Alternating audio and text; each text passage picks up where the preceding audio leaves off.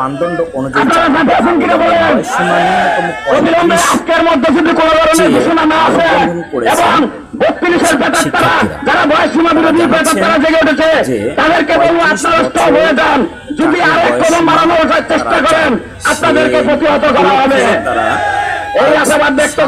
আমি আমার বক্তব্য শেষ করছি। ধন্যবাদ সবাইকে।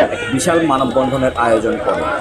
উক্ত মানববন্ধনে তারা অন্তর্বর্তীকালীন সরকারের উপদেষ্টা সকলের কাছে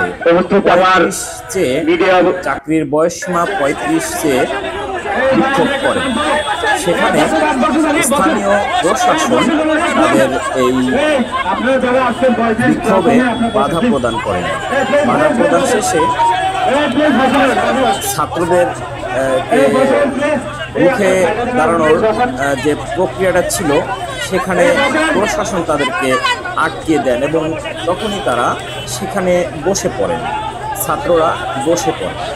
এরপর তারা সেখান থেকেই 35 চাই সরকারি চাকরিতে।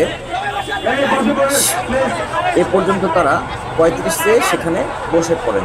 অর্থাৎ তারা চাচ্ছেন চাকরিতে বয়সসীমা 35 দিয়ে প্রজ্ঞাপন জারি করুক সরকার। সে পর্যন্ত তারা এই কথাটি বলে তারা সেখানে বসে পড়েছেন।